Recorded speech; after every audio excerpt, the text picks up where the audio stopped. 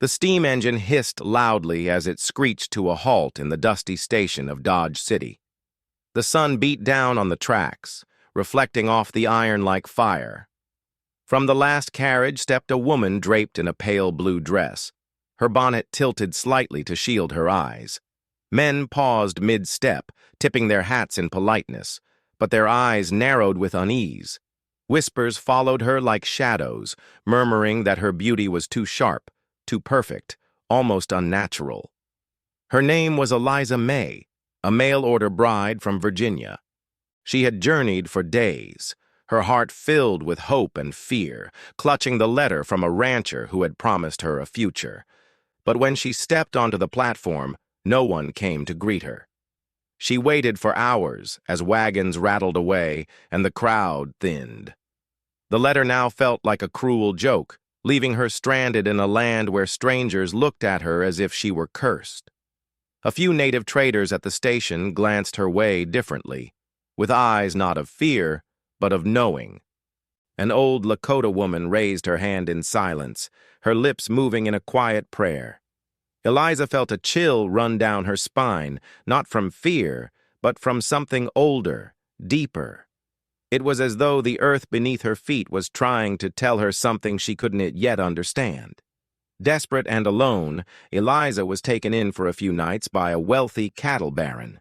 His home was grand, filled with the scent of polished leather, aged whiskey, and fresh cigar smoke. At first he treated her with charm, offering warm meals and a soft bed. He admired her beauty openly, calling her exquisite and otherworldly, and she thought perhaps he was different. But she quickly realized that his interest was only skin-deep, rooted in curiosity and control, not compassion. By the second week, the warmth in his voice turned cold. He accused her of bewitching him, saying her eyes glowed unnaturally at night. She tried to reason with him, begging him to see her heart and not just her face. But he refused to listen, slamming the heavy oak doors behind her as he ordered her thrown out. His hired men dragged her small trunk into the street, leaving her in the dirt like discarded furniture. She stood alone under the stars, her fine dress now covered in dust, her hope shattered. Tears streamed down her face as she clutched her shawl around her shoulders. Coyotes howled in the distance, their mournful cries echoing her pain. She felt as though the land itself had rejected her, branding her as unwanted. That night, she realized this was only the beginning of her trials. Word spread quickly through the saloon, the market, and the churchyard. Cowboys laughed and told tall tales of a ghost bride who walked the streets alone. They said her beauty was a trap, a curse sent by spirits to punish men for their sins. Women clutched their children tighter when Eliza passed, crossing the street to avoid her shadow. Even shopkeepers refused to look her in the eye, handing her goods with trembling hands. The townsfolk claimed she was cursed by the Great Spirit, sent to tempt and destroy. Even preachers turned her away from the church, saying she needed to pray from afar, lest her presence invite evil. Eliza felt her humanity slipping away in their eyes. She was no longer just a woman. She was a myth, a warning, a superstition given flesh, and all because she was born with a beauty she never asked for. At night, Eliza would walk to the riverside, where the cottonwoods grew thick and the water sang softly. She knelt in the mud and prayed to anyone who would listen. Her prayers were a mixture of Christian hymns and Cherokee words her grandmother had taught her. The sound of her voice floated over the water like wind, carrying her sorrow into the stars. Somewhere in that silence, she hoped the spirits understood her pain. In time, a rich rancher offered her a position as a maid in his home. It was not love or marriage, but it was shelter and food, and she was grateful. The house was filled with expensive rugs, crystal lamps, and a silence that pressed against the walls. The rancher's wife, elegant and severe, watched Eliza closely from behind her fan. She spoke little, but her eyes burned with quiet judgment. The wife began whispering to neighbors, saying, "No woman should look like that unless she's a trick of the devil." She accused Eliza of dressing too well, walking too softly, and smiling too gently. Every act of kindness Eliza offered was twisted into something sinister. The wife grew colder with each passing day, her voice laced with venom. It became clear that Eliza's presence threatened her in ways words could not explain. After weeks of scrubbing floors, cleaning stables, and serving dinner in silence, the rancher's wife confronted her.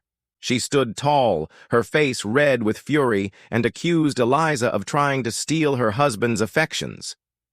"Leave before I burn sage and drive your demon out," she hissed. Eliza gathered her few belongings and walked out, her shoes filling with dust once more. As she left the ranch behind, she felt the prairie itself sigh in sympathy. Wandering north, Eliza stumbled upon a Lakota Sioux camp near the river. The people there moved with grace, their lives woven tightly with the rhythm of the land. The medicine man, an elder with kind eyes and long braids, studied her carefully. He did not fear her beauty. He respected it, and the burden it carried. "The people of your town fear what they do not understand," he told her in a low voice. The Lakota women offered her corn cakes and buffalo stew. They spoke to her in soft tones, teaching her words and songs from their language.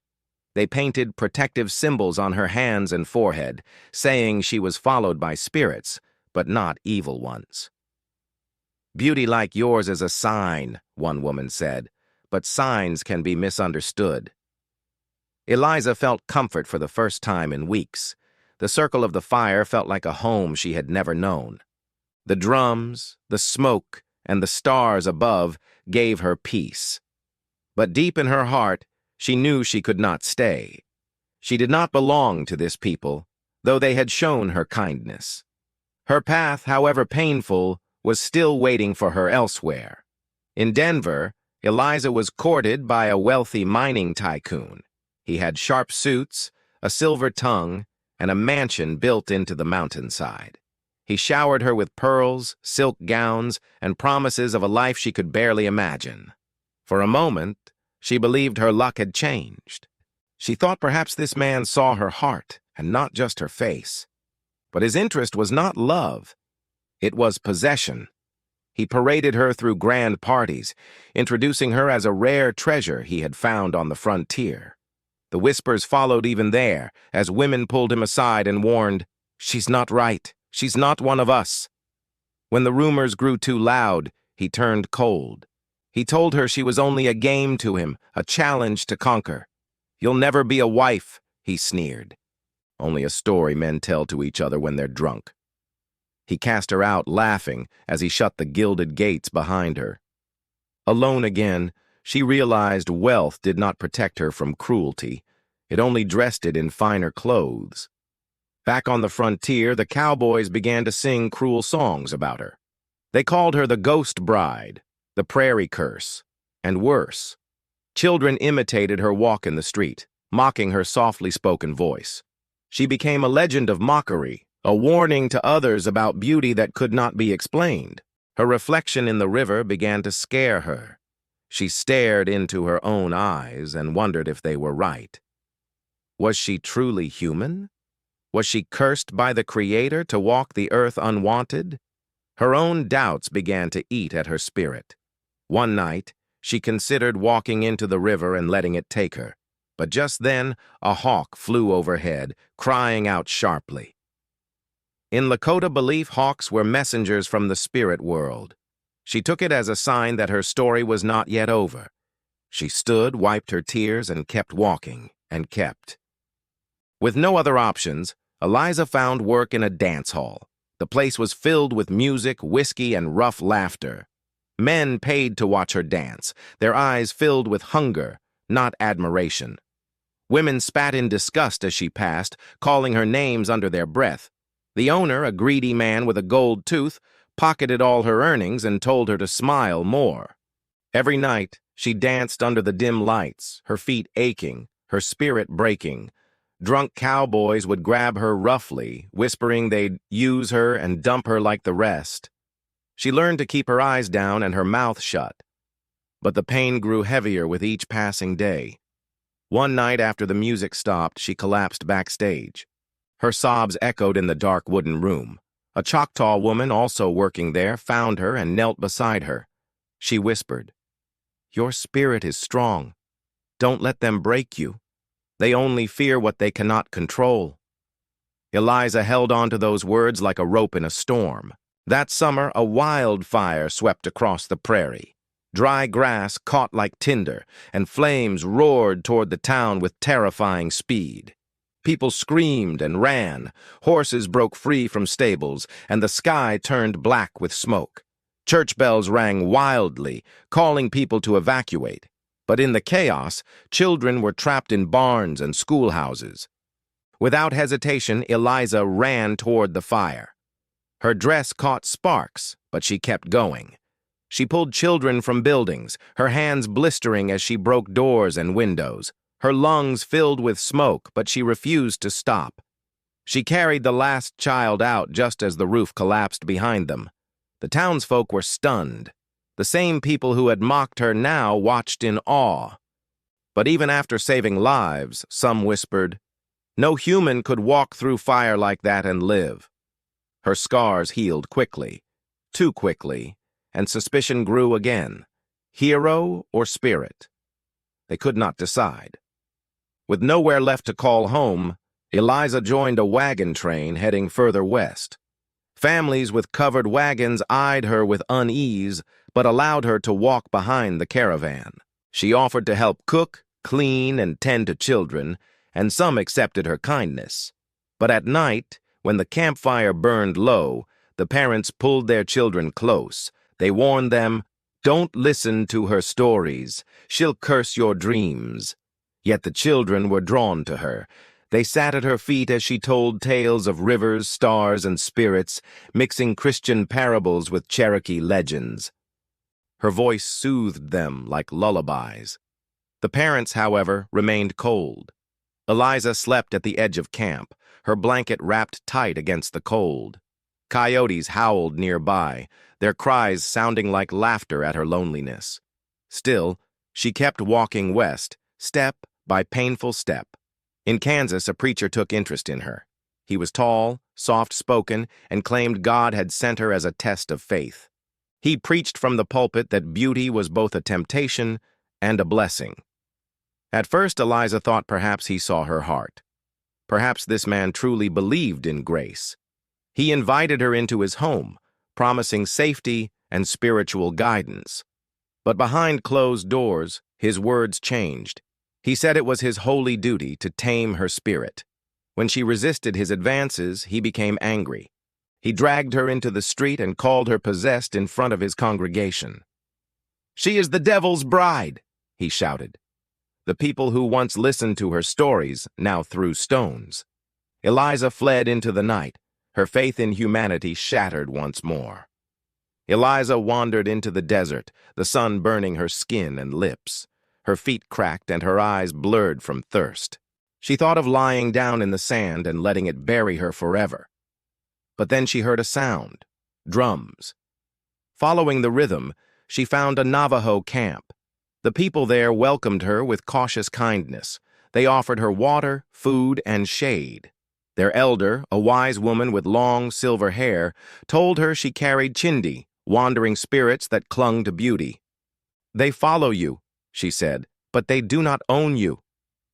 For weeks, Eliza stayed, learning to weave, to pray, and to sing the songs of the canyon. She found peace in their way of life. But deep down, she knew her path was not yet finished. She had more to face, more to endure. Eventually, she reached a new town where the railroad was being built. The boss there was a powerful man with iron eyes. He promised her comfort, food, and protection if she would become his mistress. She refused at first, but hunger and exhaustion wore her down. His mansion was filled with fine china, velvet chairs, and maps of steel tracks carving up the land. He treated her like a trophy, parading her before workers like a prize. But when she spoke her mind one evening, he grew furious. "You're cursed," he spat. "I don't need cursed beauty near me." He threw her out into the mud as the rain poured down. Trains roared past, carrying people to better futures. Eliza sat in the mud, realizing once again that power and wealth did not mean kindness. She was alone, yet again. One night, Eliza found herself at the edge of a canyon. The moonlight painted the rocks silver, and the wind howled like lost souls. She screamed into the night, her voice echoing through the canyon walls. It felt like the earth itself was answering her pain. She dropped to her knees and prayed. She prayed to the Creator, to the spirits, to her grandmother's memory. "Why was I made to be unloved?" she whispered. "Why does my beauty curse me instead of saving me?" The wind shifted, and she heard a child's laughter. She turned, but no one was there. Yet something in her heart shifted. She knew change was coming, though she did not know how or when. In Santa Fe, Eliza stumbled upon a small adobe orphanage. The children played barefoot in the dust, their laughter echoing like church bells. She offered to help mend clothes and cook meals. The matron, a stern woman with kind eyes, allowed her to stay. The children adored her. They climbed onto her lap, tugged at her skirts, and asked her to tell them stories. She sang them lullabies, both in English and Cherokee. For the first time in years, Eliza felt wanted. But whispers returned when townsfolk saw her. They warned the matron she was dangerous, cursed, or even a spirit. Eliza feared being cast out again. Her heart clung to the children like roots to soil. One evening, as Eliza tucked the children into bed, a little girl with braids tugged at her sleeve. Her eyes were wide, full of hope and sadness. In a whisper, she asked, "Can you be my mommy?" Eliza's breath caught in her throat. Tears filled her eyes as she looked at the girl. She knelt beside her and whispered, "Yes, if you'll have me." The little girl threw her arms around her neck and held on tight. For the first time in her life, Eliza felt whole. This was not romance or wealth. It was love, pure and true. The love of a child who saw her not as a curse, but as a mother. The town objected loudly. They claimed a spirit could not raise a child. Wealthy couples came forward, offering to adopt the girl instead. But the little girl clung to Eliza's skirts, screaming, "I want her! She's my mommy!" Native women from the Pueblo stood beside Eliza, chanting prayers for protection. Cowboys who once mocked her now stood silently, remembering the fire she had braved. The fight for her right to love became a battle of belief and prejudice. Eliza stood her ground. Her love for the child was stronger than any fear or superstition. She would not be cast aside again. A judge was called to decide the fate of the child. Townsfolk spoke against Eliza, listing every rejection, every rumor, every strange occurrence. They said she healed too fast, walked through fire and never aged. But others stepped forward, too. Children she had saved from the fire testified.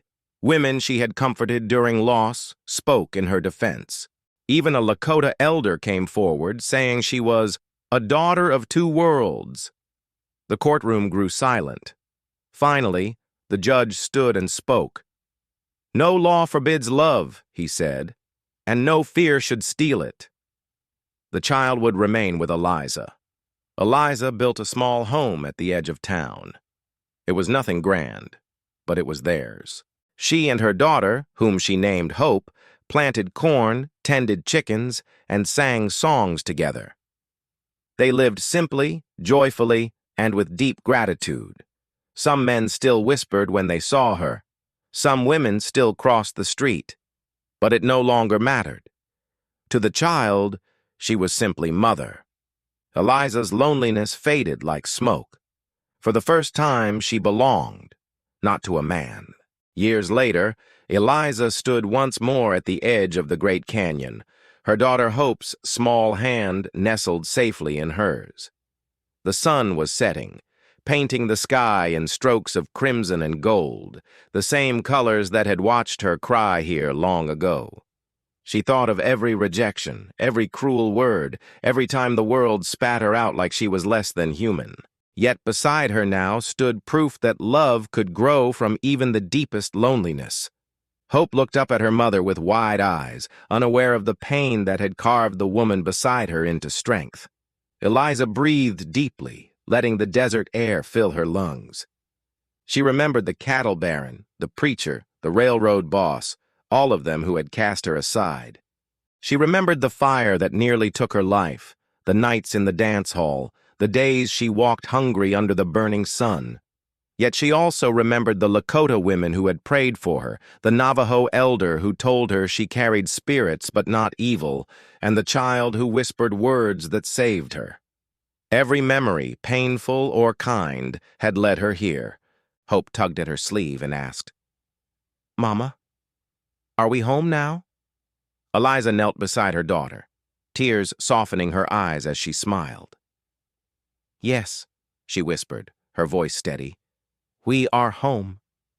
Above them, the canyon winds carried voices, some from her ancestors, some from the people who had once doubted her, and some she could not name. The whispers were not curses now, but blessings singing to her, "You are not a ghost. You are not a curse. You are ours, and you belong."